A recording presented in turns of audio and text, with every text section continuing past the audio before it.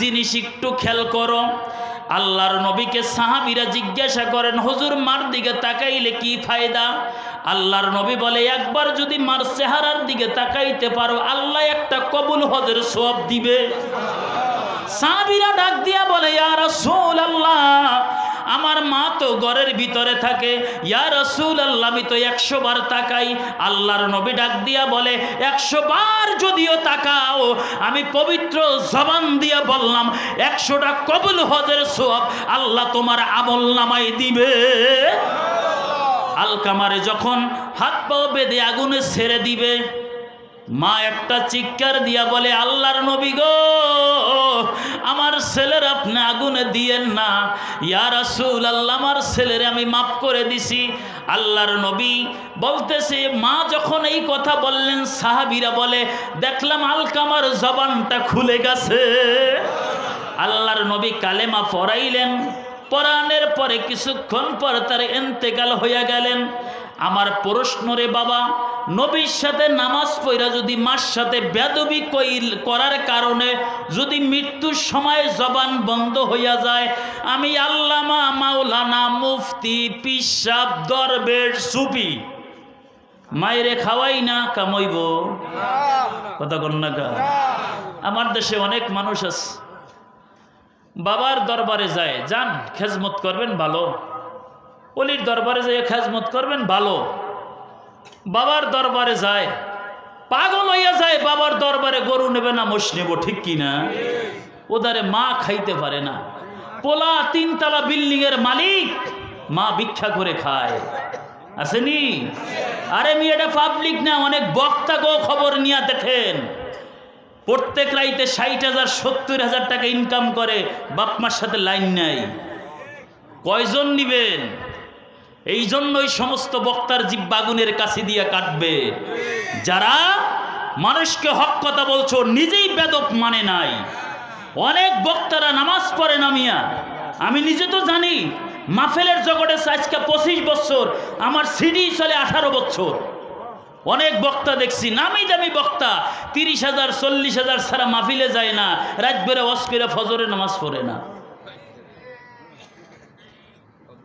নামাজ পড়ে এই অসুবিধা করবেন কি? আল্লাহ বলছে, জাক্কির ফাইন্না যিকরা তানফাউল মুমিনিন, হে নবী আপনি নসিহত করেন, এতে মুমিনের উপকার হবে। মুমিন হতে পারলে সে উপকার হবে, মুমিনই তো হইতে পারি নাই। আজকে রসুলের সাথে আমাদের কোনো লাইন নাই। রসুল বলছে, মান হাব্বা সুন্নতি ফাকাদ হাব্বানি ওয়া মান হাব্বানি কানা মাই ফিল জান্নাহ, যে একটা সুন্নাত জিন্দা করবে সে আমার সাথে জান্নাতে চলে যাবে।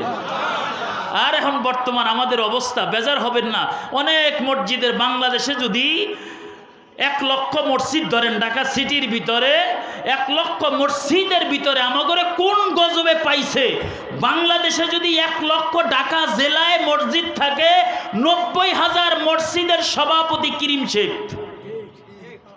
আসেনি? এই কথা কন না কা? মনে হয় বানিশ করেছ। আরে মিয়া লজ্জা করে, আজকে আমাদের আলেমদের জবান বন্ধ কেন?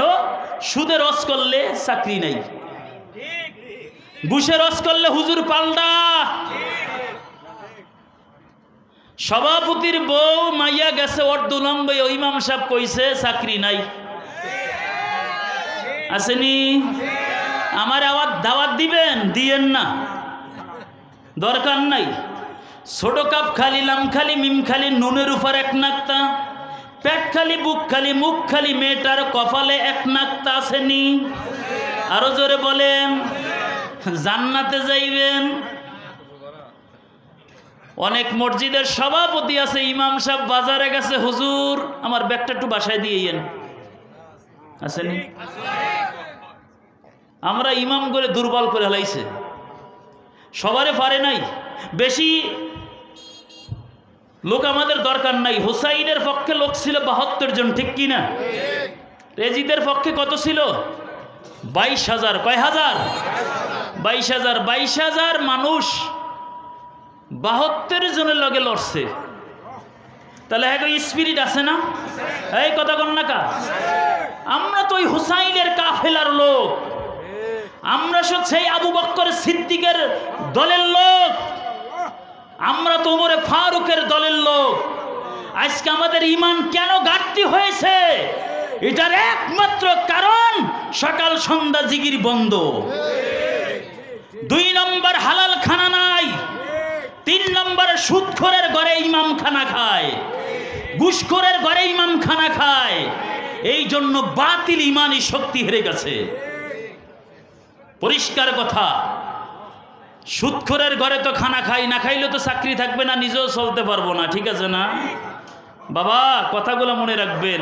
আরে আমি মাঝে মাঝে চিন্তা করি, ফিকুল আকবরের মধ্যে আসছেন, ইমাম আজমের কাছে একটা লোক গেলেন, বলে আমি রসুল দেখবো।